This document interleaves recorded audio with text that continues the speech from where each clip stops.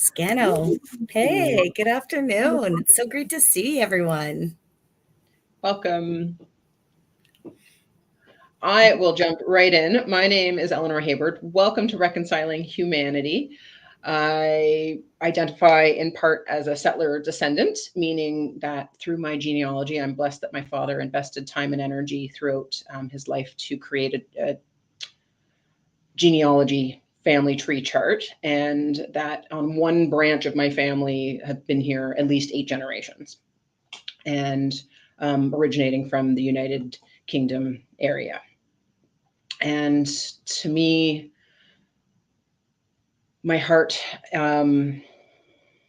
feels responsible for the land. I've always been, since early in my youth with Girl Guides, was introduced to the concept of take nothing but pictures and leave nothing but footprints, which is simplistic, but honoring the environment and the footprint that we leave here behind. And it wasn't until about 2013 when I heard about the Idle No More movement through the region of Halton, actually. And that's when I learned about the residential schools for the first time. And that was quite devastating. So I've been doing inner work in my professional career. I'm a holistic practitioner with my primary training in massage therapy and Reiki and EFT acupressure tapping in order to heal physically, mentally, emotionally, and spiritually. And I've also been active in the environmental realm as well. And really where we come together in people, it's like our environment is our health and our health is the environment. It's all tied in together. And we are one people. And when I learned about, like, as I'm decolonizing my mind, understanding that the truth and reconciliation process in Canada and around the world, recognizing how harmful colonization has been historically, but understanding that this is still an ongoing process within the institutions in Canada, Turtle Island. And I feel a calling to help the truth and reconciliation process move forwards, and amplifying the voices of Indigenous people who are in some ways closer to the land, and recognizing the spiritual connection. Because I mean, I don't identify as religious, although I was baptized Catholic, and yeah, that's a whole other thing. And recognizing that God is within each one of us is my belief. So I was passionate to bring reconciling humanity forward. Was so grateful to meet Jody Harbour through Grandmother's Voice, who is an Indigenous organization. She's a co-founder. They were based in Milton, but they're expanding around Southern Ontario and beyond. And so grateful to introduce her and our special guest today, Alan. I will read our land acknowledgement and then you can pop in, Jody, okay? So land acknowledgement being a call in the truth and reconciliation actions, although we are conscious not to make this performative, that this is really a heartfelt process. That as settler descendants, that we here acknowledge, and Indigenous folks here, acknowledge the past and current stewards of this land, the Haudenosaunee, Wendat, Huron, and Ottawandaron peoples. We gather today on these treaty lands, and we have the responsibility to honor and respect all of the wonderful elements of creation that exist, including the 4 directions, the land, waters, plants, animals, and ancestors that walked before us. The territory of Burlington, where I currently am, is subject to the Dish with One Spoon Wampum Belt Covenant, which is an agreement between the Haudenosaunee Six Nations Confederacy, the Anishinaabe Ojibwe, and allied nations to peaceably share and care for this land and the relationships around the Great Lakes. And may our organization live up to this agreement with reverence towards truth and reconciliation. We acknowledge and thank the Mississaugas of the Credit First Nation for sharing their traditional territory with us. Miigwech. And on a personal note, spring is springing, seeing daffodils the past few weeks and honoring the buds on the trees, and yet we usually still get a snowstorm in April. So hopefully it's still healthy for the agriculture and the lands, and that a cold snap will not be harmful for our crops moving forwards. So my heart is here, and honoring, the full moon is coming and the eclipse, and understanding the energy in the universe is can be really intense for people. So we're really grateful for your time and energy here. So welcome, Jody. Please introduce yourself. Hey, Scano. Nice to see you, Eleanor. We haven't seen each other in a while, so it's always great to see your beautiful face and your energy, and I'm so excited. I've been thinking about this for a couple of days, just being able to always bring new people into our community, into our conversations, and really honored to have met our guest, a few months ago, but we have been following his work now through our other elder, Dennis Windigo. But before I introduce him, Scano Jody Nigaso, I'm Jody Harbour. I identify as an urban Indigenous woman. My great-grandmother was of the Cayuga Nation, Six Nations of the Grand River Territory, also known as Haudenosaunee, and Iroquois. That word still exists for some of us, and definitely holds a very important part in my spirit and in my body, my life. I'm honored to be able to do this work and walk alongside people like you, Eleanor, who see a purpose in bringing a reconciliation and relationship to the forefront of what we do in our lives. And so creating this Reconciling Humanity podcast, show, whatever, just this opportunity to come together and have real conversations that support people's learning and understanding. And we make time for it, and it doesn't have to be planned. It's times like this where we have an opportunity to meet with those who have been preserving knowledge and now putting it into action and putting it into the world, for all of us to learn. So just really grateful to have these opportunities, the platform, technology to be able to reach you, because I know that there's something that many of us have learned, is that technology is here to support our connection with each other. And let's take advantage of that today. And welcome, Alan Sutherland. Excuse me for, not being able to say your name in your language yet. It's looks beautiful. And when I tried to say it, I'm going to try to say it actually, because I have my glasses on. So, it's white spotted horse in the English language, but Wabishki Mazinazut Michtatim. Hey, you got to try it. So it has been an honor, true honor to get to know you, Alan. We've had some great conversations. I acknowledge you for all of your gifts that you bring and offer to the world. And it's a pleasure to, walk alongside you. And we're really excited for you to meet our community. You'll be coming in next week and training with our Grandmother's Voice team and some of our Indigenous community members in our community that's really going to support the work that we're doing, gathering together. So you're coming in from just outside of Winnipeg, I think right now. It looks like you're not traveling, which I know you travel a lot. And so we're lucky that you're settled today and you get to join us in this space. Love to, before we jump into our conversation, introduce yourself and tell the people who are watching today, right now, and later when they come in, who you are. Yawa. All right. Well, thank you, Jody and Eleanor. I'm glad to be here. And when you tried to pronounce my name, wasn't too bad. But if you think about it, a lot of Canadians had to spend time to learn how to say Kanata or Canada or Quebec or Ontario or Manitoba or Saskatchewan. They're all from an Indigenous language, but most people don't know the source or the name itself. So it takes time. It took me a long time to how to pronounce those earlier French explorers like La Jamodi,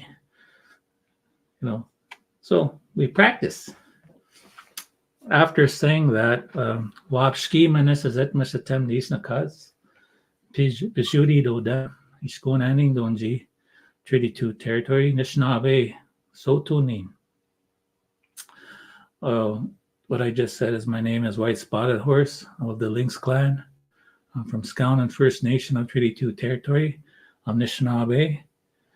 And I added Soto because I grew up being described as such. That is our historical connection with the newcomers. It was the French people. So when they went around, sometimes they mispronounce. Sometimes they get a nickname from another tribe. So it becomes entrenched in history. And that's how sometimes these names end up being there for hundreds of years. So there's a lot of move right now to say, what originally do you call yourself? Like spiritually? And Anishinaabe is encompassing, that includes many tribal affiliations. Because since the beginning of time, there has been new language groups, new languages. Now, my common colonial name is Alan Sutherland, and that's a history in itself. It's actually a law that you have to have a surname. So over time, it's like residential school, which I happen to be 3 generations. They receive a lot of French English names just when they were coming in, and a number. But over time on treaty, what they call it, treaty days, there's some treaty payments of $5. And if you had a long indigenous name that they can't pronounce, they would start changing it there on the spot. And they'll typically pick names out of the Bible or who's happened to be in the area. Could be a Stevenson, it could be a Fontaine. But eventually you're going to have a whole group of communities that have these last names that came from European origin. So that's just talking about names in itself is your subject matter. Reconciliation. How do you reconcile that? Well, I think there's a deadline that's up. But part of reconciliation was that the government will pay for your name change currently. So and I was thinking about it for a long time. I don't need the Sutherland name to move on. I'm a grandfather now. Gave that name to my children. But I was thinking about officially becoming Wapski Menesizet Mr. Tim. And that's part of reconciliation. Just like you, Eleanor, you brought up the subject of reconciliation with with your belief systems. Right now it's holistic. You have to reconcile how you came into this environment that we call Mother Earth. Well, you had to go through the portal of your mother. So she had her nervous system, she had her DNA code, she had her own belief systems, and you were starting to get integrated when you're in her womb. And then you showed up. And then that was your first programmers. It's your family, your community. But in time, your spirit knows who you really are and was curious, wanted to really know, is this what the world is about? Is other people's programs? Or do I explore my own? Anyway, thank you just for your introduction on reconciliation. And the third part of reconciliation that just happened in our introductions, not only our names, where we come from, but there was the land acknowledgement. Because a lot of people are asking, why is it being shown up at my my hockey on my hockey team, my baseball team, conferences, events of all kinds. What's that all about? So it's been a while for several years now, but people are starting to realize the fact when they really ask the question, why are we doing it? Well, the original peoples are still here. They're still living with you. And they call them territories. That's their traditional territories. And through the means of treaties, may it be at peace and friendship, or number treaties, or modern treaties and agreements, they were generous to share their lands with newcomers. So we're honoring the generosity of this happening by saying we honor those that invited us so that we can all live and prosper. So let's get on with your subject. I told you you'd love them, eh, Eleanor? Eleanor can tell us, is like, oh, I love it. Yes, yes. That's great. I love that about the land acknowledgement. And anyway, amazing, amazing messages and everything that you shared with us already. And so we already have someone, throwing up, not sorry, Kevin, I know you, so I know you're like, oh my gosh, I can ask questions. So he keeps putting up questions about consultation, because this is a really, important topic. And I was actually, before we got into the consultation part, I just really wanted to bring up some important work that you do, Alan, and what you've created is this historical timeline.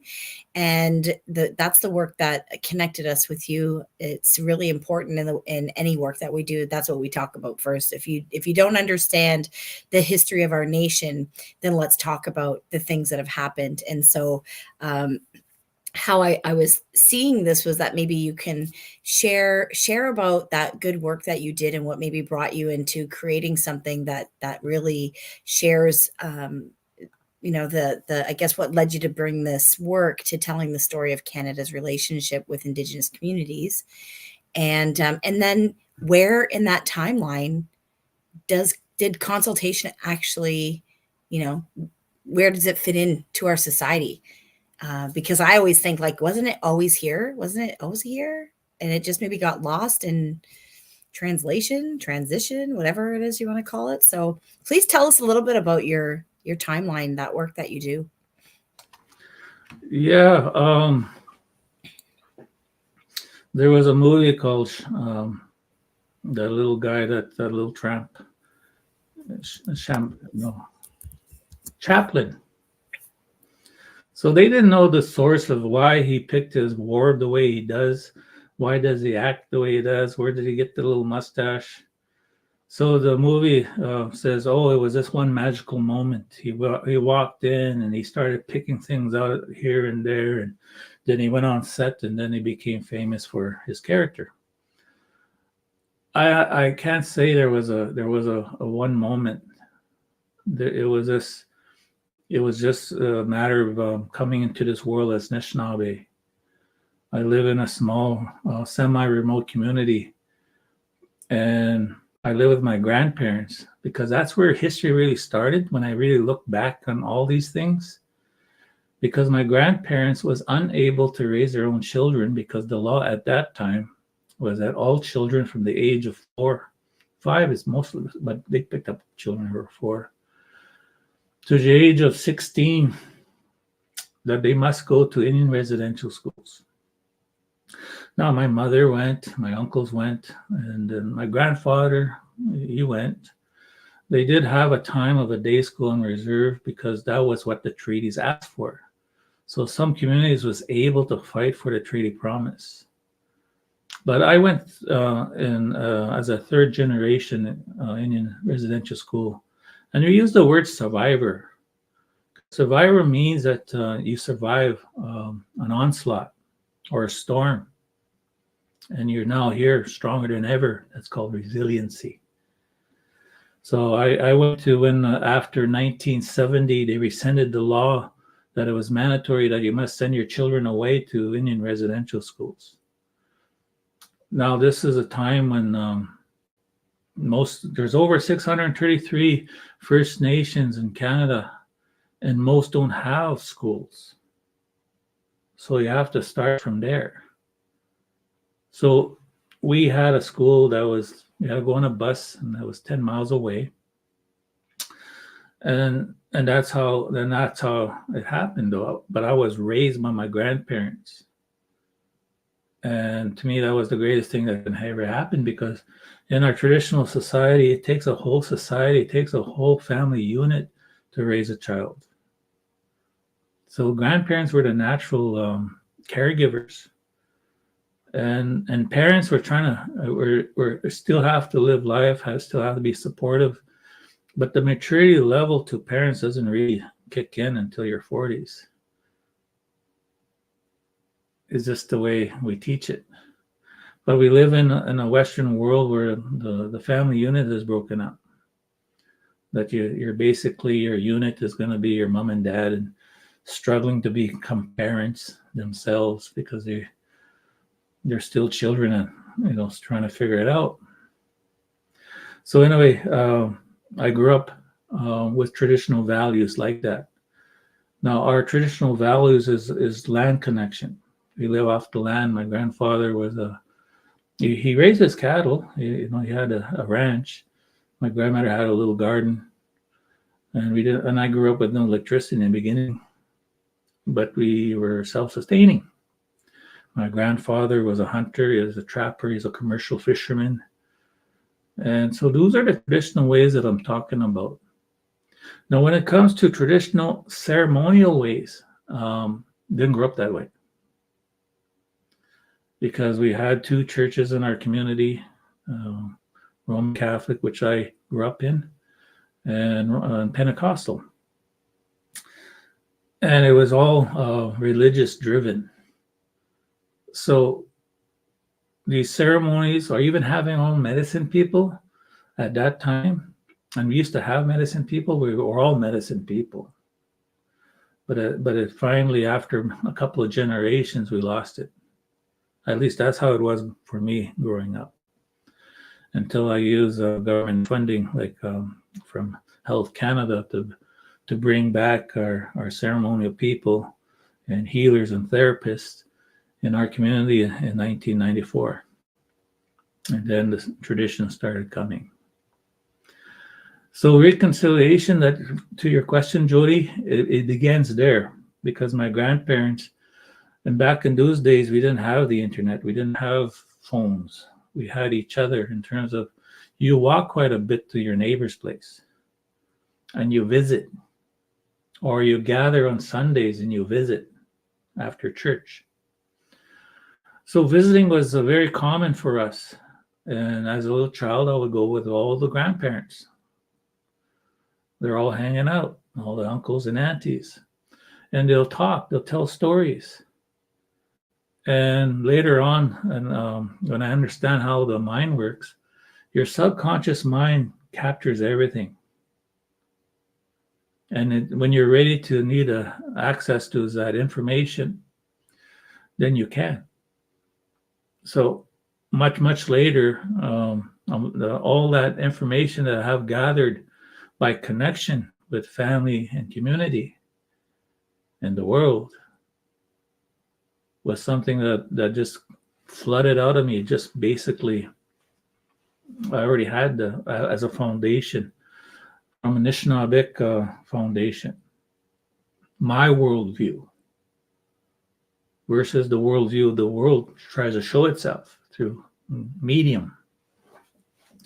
So that timeline that you're referring to was later developed as a tool, which is essentially just here, that talks about our contact with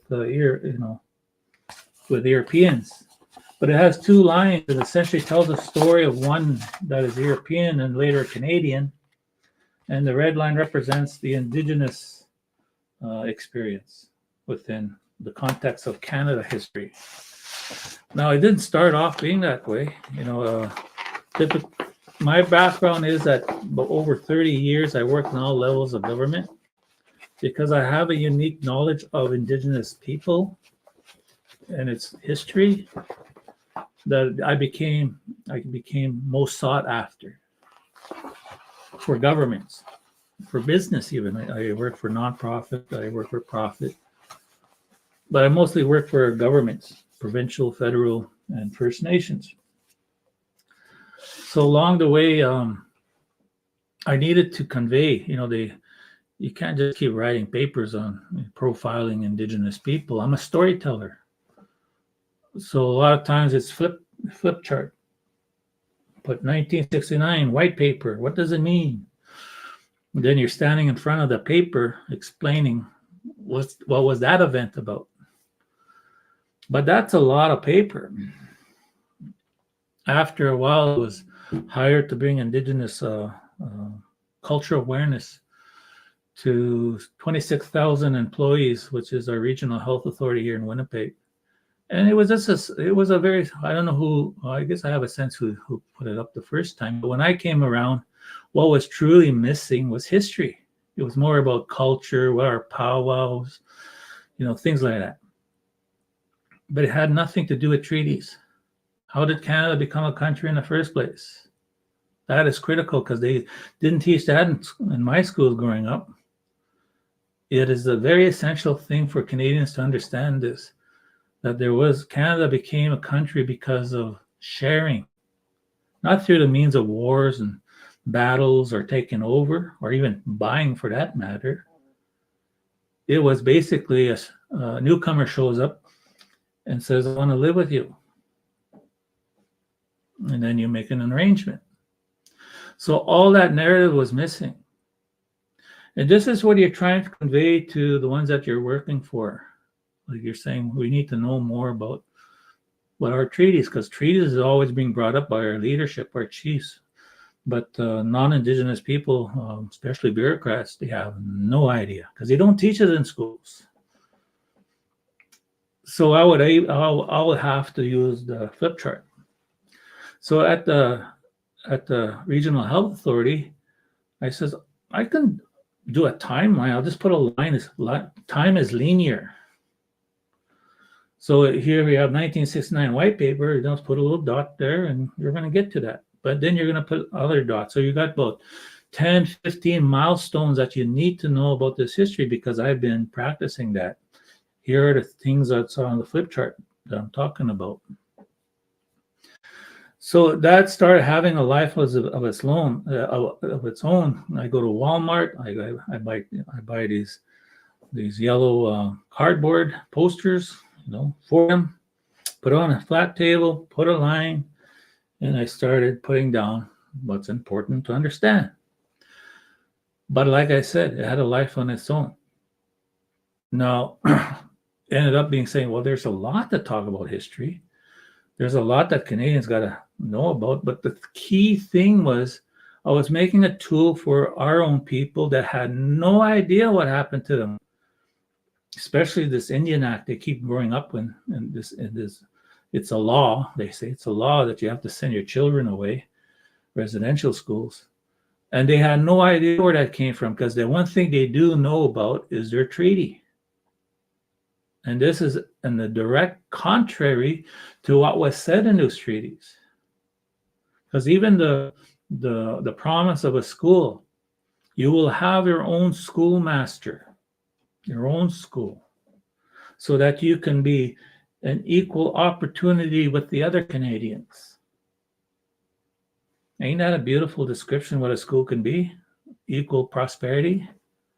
Well, they remembered that as part of the saying, yes, you can now join us, you can live with us, and we look forward to having our children go to the schools.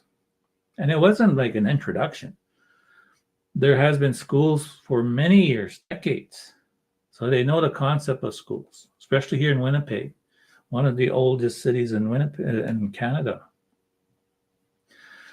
Even historical Louis Riel was educated in the Red River Valley, and he went to Montreal to higher learning, become a lawyer and a clergy. And he came back, and then you got other historical events of his people trying to protect their rights.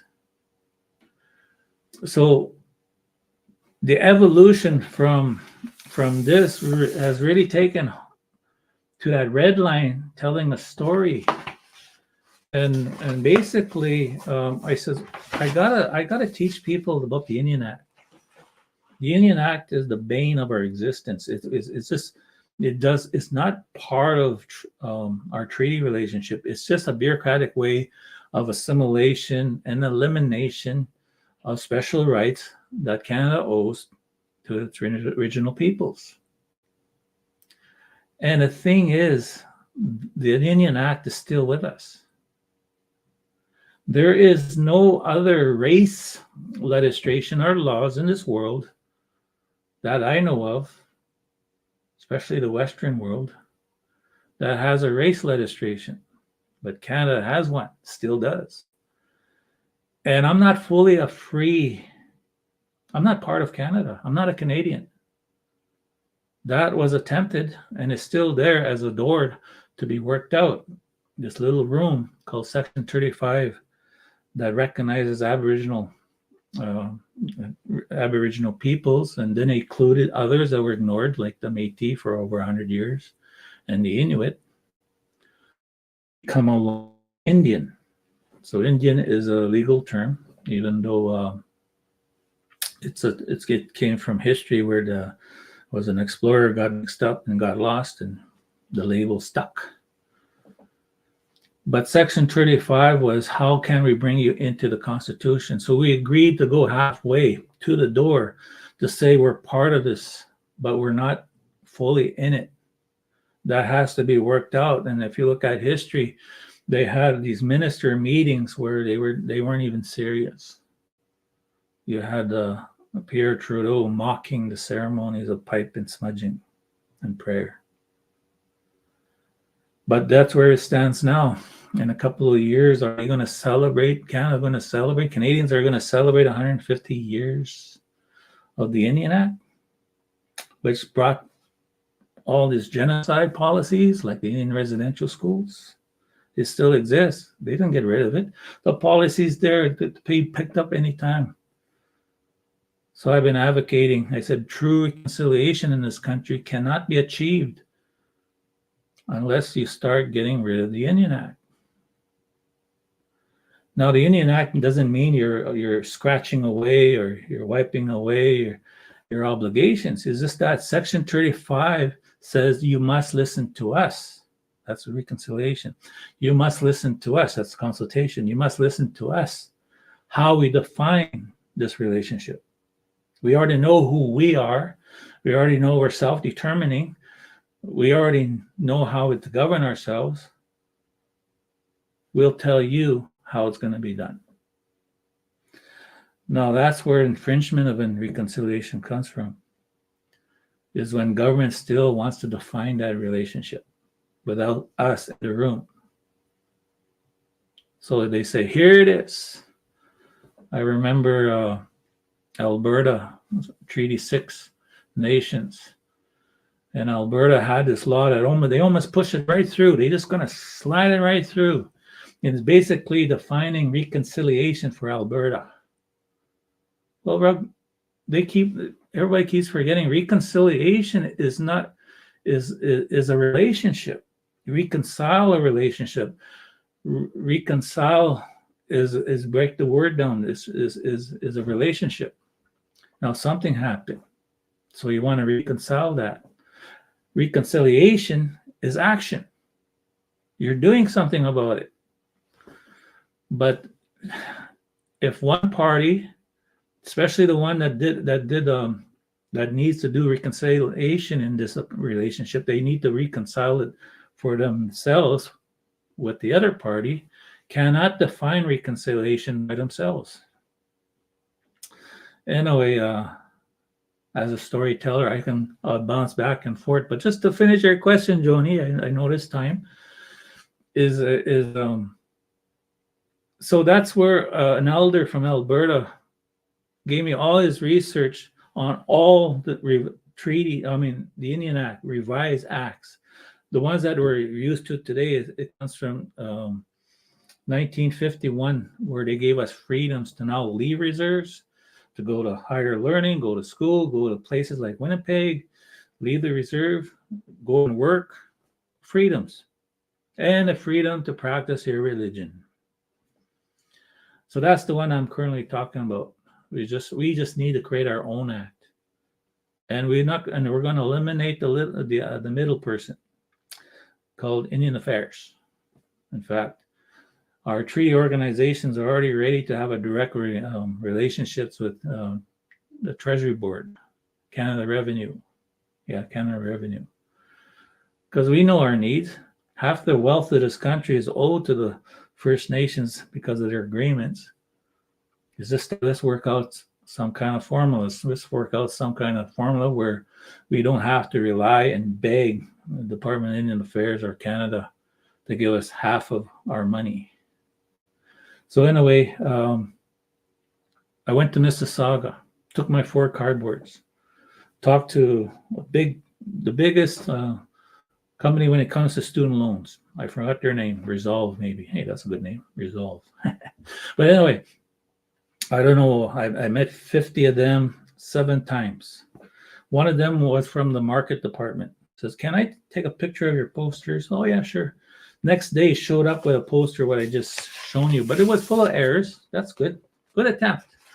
You shouldn't misspell Louis Riel's name. I don't want to get in trouble with the Métis. But anyway, I took it back home. I have a partner now with a small company, and revise it, and we've been selling it ever since. It's become a great tool, and it's going into all the schools in Manitoba, especially all of Winnipeg right now. And it just basically tells you the whole encompassing history from the Indigenous perspective when it comes to this relationship called Canada. And I'll just finish by saying, because I'm part of Treaty 1 and 211, and Treaty 1 is the most documented treaty there is. And it's basically these 2 worldviews getting together and says, how can we live together and prosper together? One is definitely European, the other one is definitely Indigenous. As long as the sun shines and the grass grows and the water flows, let this be forever. So we are holders of that agreement.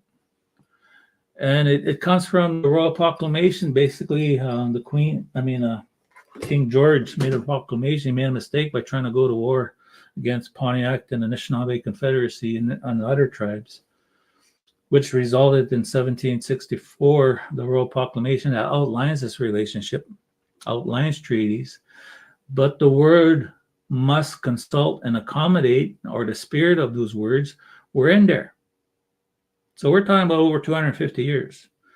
Queen Victoria, when the founding fathers came to see her and says, we want to become a country, and she said, I can't give you those lands. Those are not ours. Did you make treaties with them? Because that's their lands. So she outlined what her grandfather had placed, and consultation was there. Also, it's also pain. You must compensate. So I can go on and pinpoint all the times, and then in our Constitution, it is infringed as a number one, I guess, the law of this country, that you must abide by treaty and Aboriginal rights, which is encompassing all history. So, but the ones that reconciliation in itself, it came from the Supreme Court case, Dagamutu, just right after 1982, in that time period. And it was very clear the word reconciliation was a legal term. It just took a while before, in 2015, it was released from the Truth and Reconciliations Commission, and Canada says, through their national mandate to all federal and any funding that gets from federal funding, that this becomes now part of Canada. Reconciliation.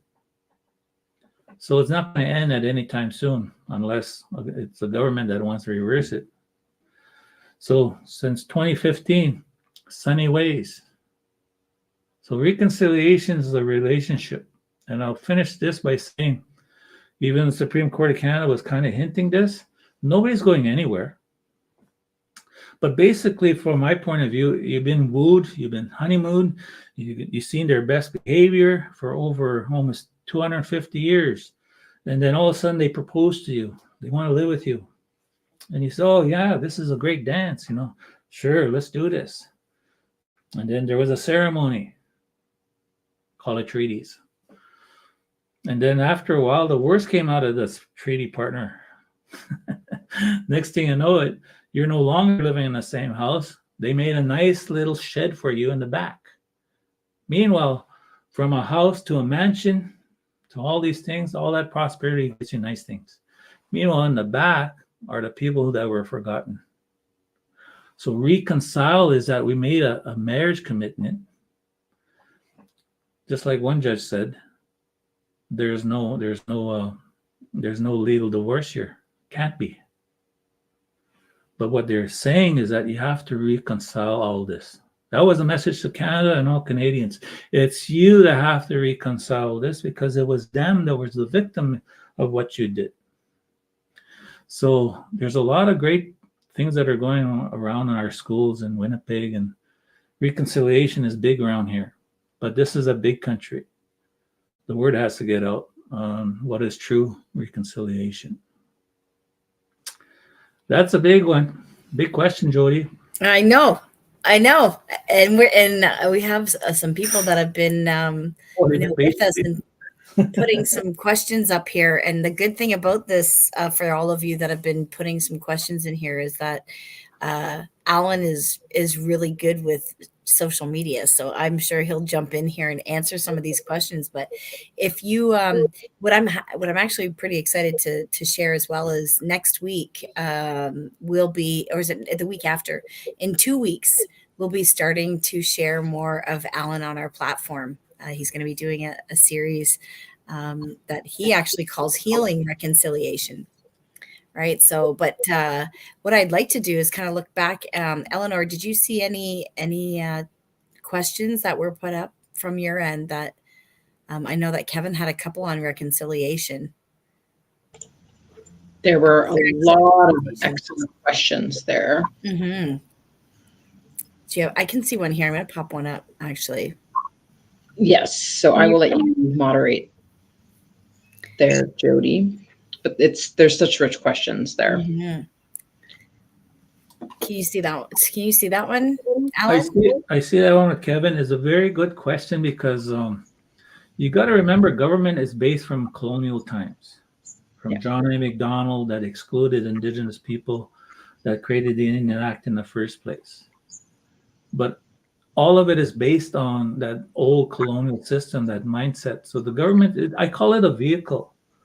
We have three political parties. There's usually two that fights for each other, but you're basically having a new driver every once in a while.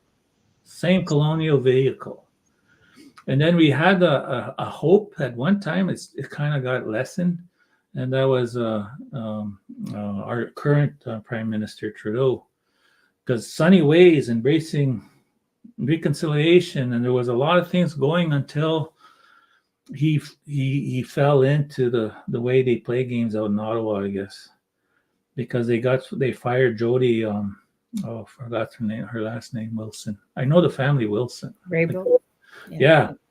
And that was the most powerful portfolio in Canada. In fact, people moved on from there to become prime ministers. But reason why they forced her out, because she stuck to her integrity and not to lie.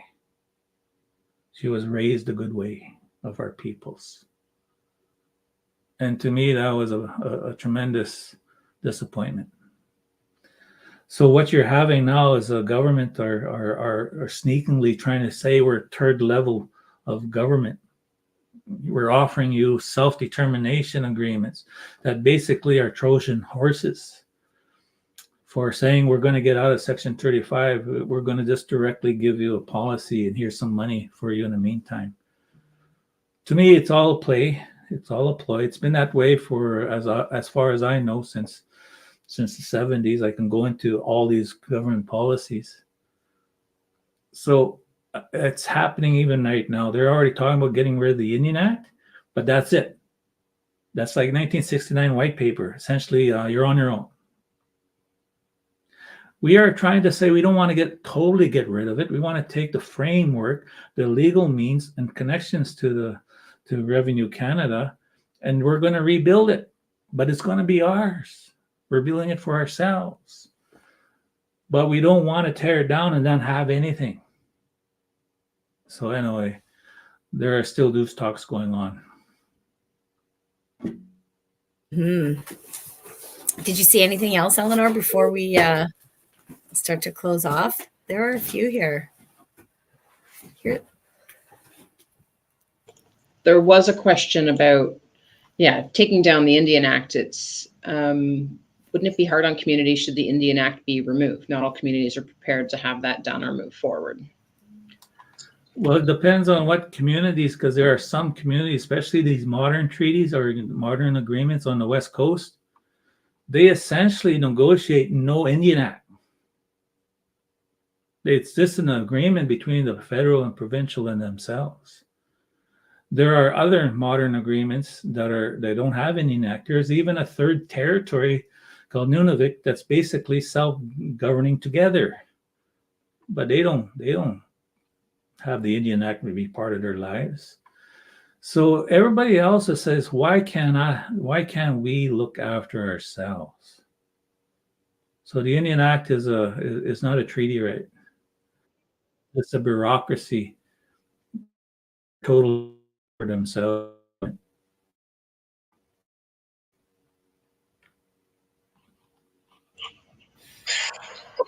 There's so much to say. I'm curious because I know the Indian Act is based on the doctrine of discovery as well in a legal sense, in terms of the Pope and the Roman Catholics as they sent out missionaries to, convert, kill basically Indigenous peoples around the world and take their land. And it was a profit-based movement, from what I understand, and that is the underpinnings of the Indian Act. So I understand that the Pope offered an apology for that. Although, how do we deconstruct that? And that's really what the movement of decolonization is. And underneath all of reconciliation is actually telling the truth, which I feel like isn't really a highlight of governments in general. But what are your thoughts on the doctrine of discovery and in a Cole's Note version there, Alan, and how that pins into the Indian Act? Well, I teach that in my presentations. I go right back to the time of the Crusades, when they made laws for themselves that go into other countries, essentially take things that are not theirs. Now that's what the Europeans do. Through a whole line of popes, they make laws because it's God-given right from St. Peter's and so forth. I'm Roman Catholic, so I grew up with that world history through the Bible, but I understand what law making is, and the Europeans will protect themselves. So when it comes to the doctrine of discovery, there's tellus nullus, there's all kinds of doctrines that basically meets the interest of the ruling state, and the whole world be damned. Oh, literally, that's what colonization is. So when it comes to discovery, the doctrine of discovery, the royal proclamations trumps that, overrides that, because that was the relationship directly with Indigenous people. So it's now part of our justice system, where it's no longer just common civil, but it's now Aboriginal law or Indigenous law. And they recognize the treaty and Aboriginal relationships. So that trumps all European laws. So you can't argue with that anymore. That was a very strong message from the Supreme Court of Canada. You can't do that anymore because we don't recognize that. So for me, you got to learn the line of history, how things are going. But John A. Macdonald, contrary to the orders of Queen Victoria,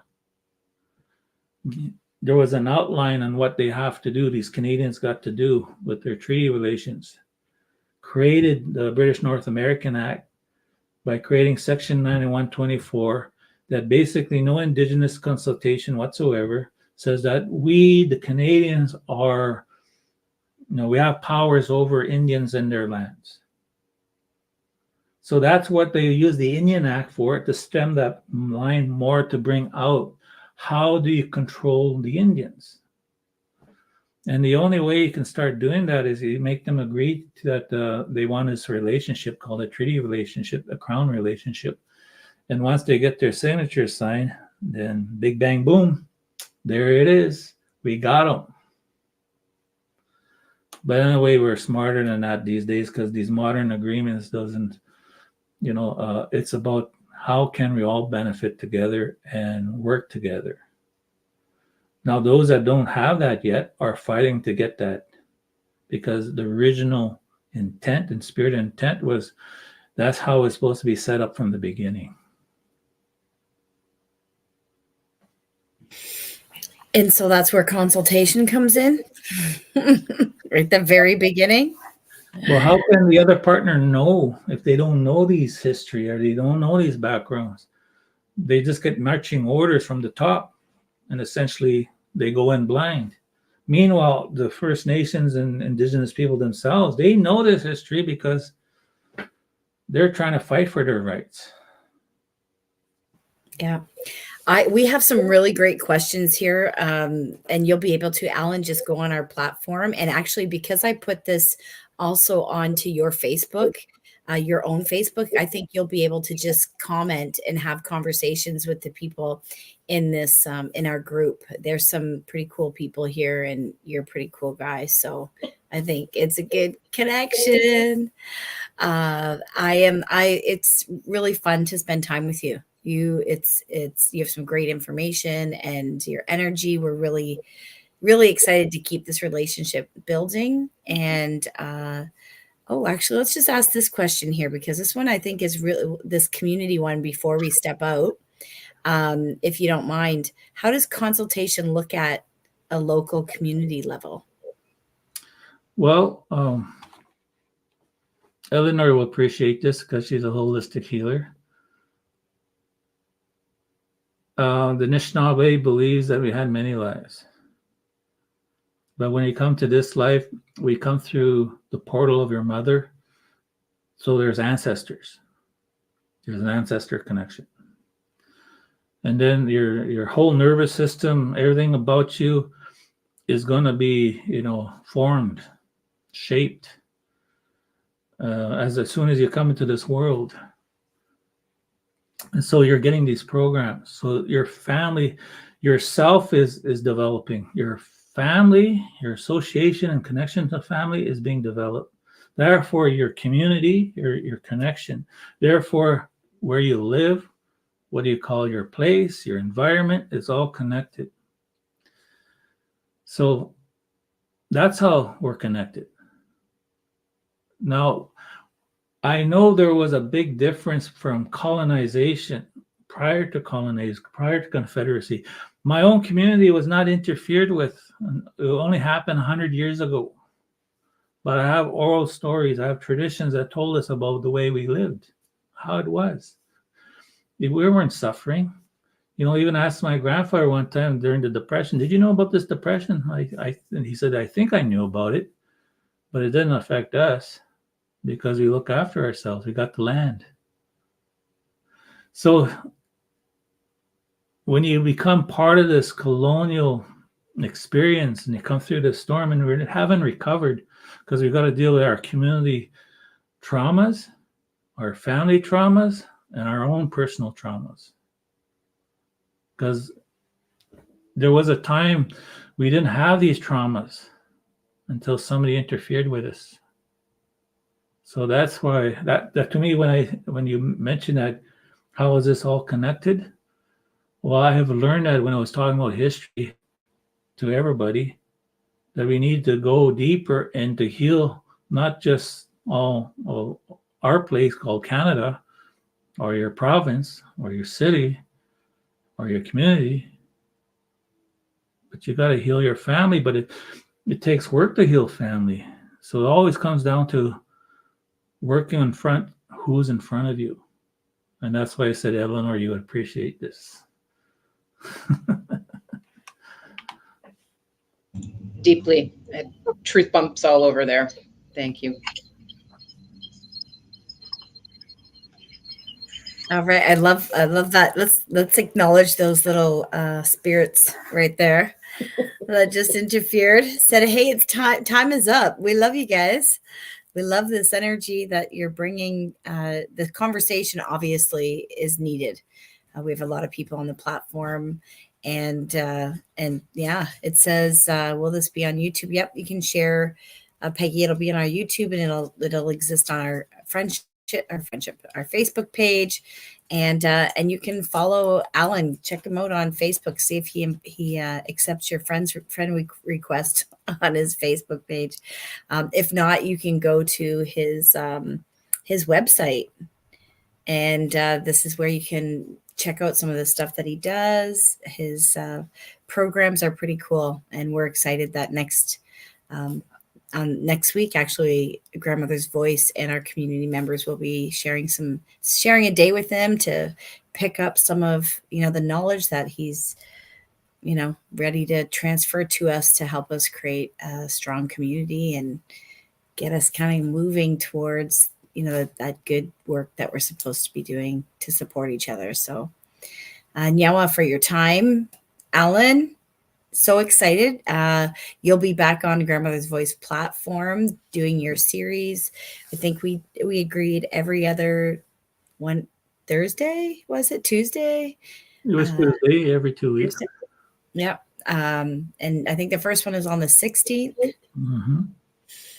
Yeah, and we're really excited. He wants to share some information. So excited. Yeah. It's unscripted. Yes. Like I'm just going there, just say, you got me. Let's see where this goes. Yes, we love that. That's the best. That's the way we work. Amazing. Nyawa, so much for your time. Chimigwich, and I hope you take a peek at some of these comments here. There's some really great questions and pieces of conversations. I'll just finish with my greeting. Mm-hmm. Akana Danaway Maganak, all my relations. Miigwech. Nyawa.